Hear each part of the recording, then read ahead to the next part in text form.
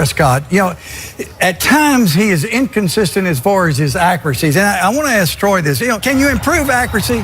Well, Jimmy, I believe you either have it or you don't. I do think that you can do some things within your footwork in order to improve your accuracy, but we see a lot of guys, Aaron Rodgers, Brett Favre over the years, guys who are off balance and are still able to put the ball where they want to. I think as it relates to Dak Prescott, in addition, he's always going to have some issues, relatively speaking, with accuracy, but the biggest thing that I see with him right now is there's not a lot of anticipation in terms of getting the ball out. And if you get the ball out sooner, then you can be a little bit more inaccurate with some of those throws because the ball is going to be on the receivers a little bit sooner and they can make those adjustments. So I think this is still a bit of a work in progress for him, but we'll see how he's able to finish up this season, and they're going to need him to play his best football here going forward for sure. All right, Shannon, what do those comments say about Dak? Because here's the thing. Now, I'm a guy. Sometimes, Jenny, I have to offer harsh a critique or analysis of a player. And the gentleman immediately across from me tells me I'm jealous, I'm envious, I had to hang him up a little early, I didn't get an opportunity to do certain things in my career. So that's concerning Tom Brady, not Dak Prescott. Skip, I didn't ask you a question. No. Why are you interrupting me? Just go. Okay, thank you. And so I think Troy might be a little envious of Dak because he didn't win Rookie of the Year. Troy got benched. I'm joking. I think you're joking because he's not. Trust me, he's not. So Troy is in that thing that you're in, that what's it called? the Hall of Fame. Oh, yeah, the Hall of Fame. Oh, yeah. So when I offer a critique of Dak Prescott, I say the inaccuracy. I'm jealous. I'm a Cowboy hater. That you're doing apples and oranges. Okay, We're talking about Brady's longevity, right?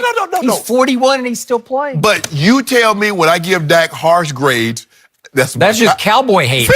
See? You are a cowboy hater. So that's okay. Skip, the thing is that I've said that he's been accurate. I said he holds on to the ball too long. But in the process of what have happened is people like you in Pro Football Focus looks at throwaways as a negative. See, Aaron Rodgers get docked. Oh, he's throwing the ball away. At a record pace. Yeah. Shattering record. Okay.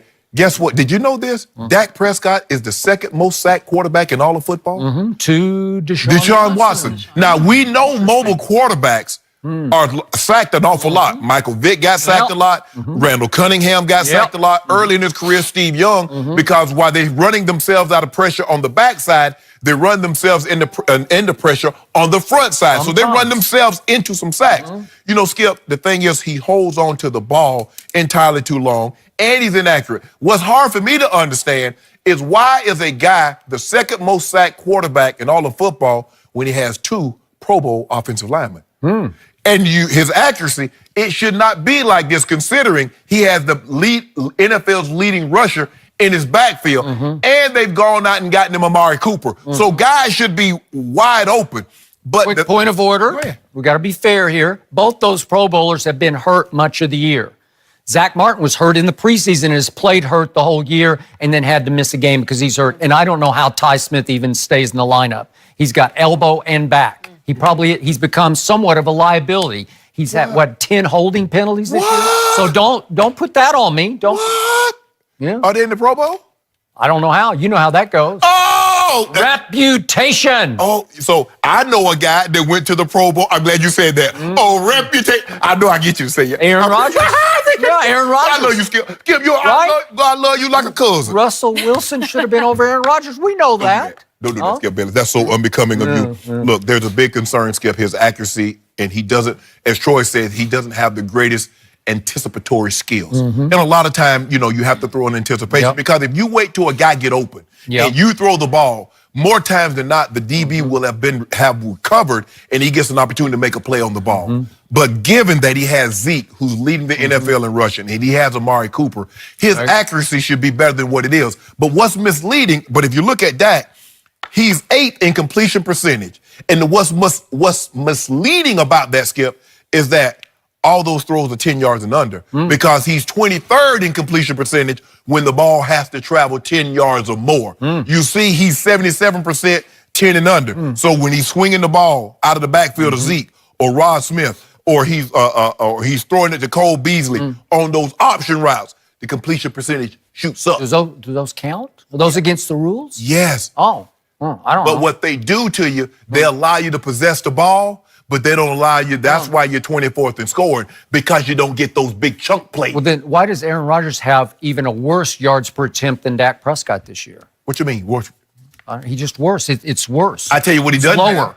He has a higher touchdown and fewer interceptions than Dak Prescott. Who won the NFC East this year? Oh, Lord. Well, who did? That terrible division. Yeah. Is Green Bay going to make the playoffs? That terrible No. division I don't think is the NFC East good division. I think it's my turn. What do you got, So, Skip? this is the most baffling phenomenon in all of pro football. Dak Prescott has become the biggest lightning rod for criticism of any quarterback in the league, including Blake Bortles, who's now sort of out of sight. Yeah, he out outside of mind. mine. Yeah, okay. Nobody care about Blake. And what has happened is that a lot of critics dug in early and they just didn't like the way he played quarterback. And they didn't buy in early, so they're not going to buy in late. And what happens is Dak can make one off-target throw, and it feels to me like critics just leap on that throw and say, see, I told you he couldn't throw. See, I told you he was inaccurate. Now back to Troy. I'm not lumping Troy into this because, look, is Dak ever going to be as accurate as Troy Aikman was? No, because who is? No. I covered Troy Aikman. He was as deadly accurate as any quarterback who's ever played the position. Right. That you can break down all the rest of it, but on just pure, raw, dart-throwing accuracy, this guy was it. So he knows accuracy. Is Dak ever going to be the most accurate thrower in pro? He is not. Can he win you football games? You better believe he can. But give Dak some credit now, Skip. Troy was throwing from one platform, the pocket. Troy wasn't throwing on the move, rolling right or left, because if he had, we see that accuracy take a dip. Troy Aikman threw from one platform, that 8x9. And again, So be fair. I'll be fair to Dak on that. Thank you. And by the way, you know how I feel about Michael Irvin. I think he's the greatest performing wide receiver ever. And nobody would I want to throw it to more on 3rd and 8 than 88. Right. Because that guy would just get, now it might be by hook or crook, he might push off, but he got open and Troy trusted him and would throw him darts because he knew that Michael would go fight for it. Yes. And when he had Novacek at tight end, it was just almost unfair what he could do. Okay, now, let's look at Dak's body of work. Let's look at the first 2 years. That's a big body of work. You cannot finish 3rd in QBR in pro football after leading it much of your rookie year until the very last game, and then 4th in QBR his whole second year. You can't do it without being somewhat accurate. Yes. You can't be inaccurate and put up those numbers. You can tear apart QBR all you want, but if you're just flat out inaccurate, you're not going to be 3rd and 4th. So let's look at those 3 games he played, big stage games against the greatest thrower the football ever, says you. And I'll give you just beauty pageant throwing in a vacuum. Nobody can throw it better than Aaron Rodgers, although Marino was right in that ballpark somewhere, right? So let's look at those 3 games. Dak completed in those 3 games 63%, 67%, and 69% against Aaron Rodgers. And the 63 was in a playoff game. That's about as big stage as you can get. That was a big audience that day, right? Right. And in that game, Dak did for 302 and 3 touchdowns, and he brought them back from 21 to 3 down. So he's up against it all the way to 31 all. You can't be inaccurate. You can't throw. If you can't throw, you can't do that game. You can't pull that one off, right? That you can't have an aberration. You can't just get lucky and throw for 302 yards against Aaron Rodgers. And previous to in that same year, he went up to Lambeau and just completely outplayed him, threw for 247 and 3 touchdowns. And then last year, it was at Jerry World against Aaron Rodgers, he throws for 251 and 3 more touchdowns and had a QBR of 97 in that game. So in 3 games against Aaron Rodgers, Dak Prescott is 9 touchdowns to 3 interceptions. Aaron is 6 touchdowns to 2 interceptions. But still, what I'm saying is, and Aaron won 2 out of 3 because the 2 long field goals beat Dak in the playoff game. Right. Okay? But you can't throw. You see what I mean? If you can't throw, you can't play those games. No, Skip, I don't think anybody's saying that he can't throw. I think they're saying that he could be more accurate. He could be, and he should be more accurate given the circumstances with Zeke in his backfield. Okay, this year, has he started holding the ball much longer than usual? He has. I give you that. And I've called it not his Achilles heel, it's an Achilles feel, where he's not anticipating quickly enough, except on the biggest throws of the game that they had to win against. They didn't have to win it, but the game that closed the deal in the NFC East against Tampa.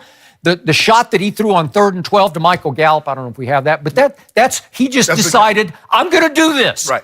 He knew right away, I'm going to throw it to him. And he was really doubled on, it was a cover 2, but he had 2 defenders within, earshot anyway. And that's a big time NFL football throw, right? Well, Skip, the way I look at it, the reason Troy was so accurate, and a lot of it had to do with Emmett. So you had to put that 8th guy down to stop Emmett, and so now you're throwing on one-on-one coverage. Well, Dak has that same luxury. He has Zeke in his backfield, so he should be throwing into one-on-one coverage. And what Troy is saying, what Jimmy is saying, is that his accuracy, his completion percentage should be higher if he attempted to throw the ball down the field. Okay, so let's be fair about the circumstances this year. Dak Prescott played 8 games with no Amari Cooper, and even by your own admission, he's got no tight end to throw to of any note, right? Yeah. And he really didn't have any wideout who could separate. Right. So that's a hard year. That's 8 games where you're just barely keeping your head above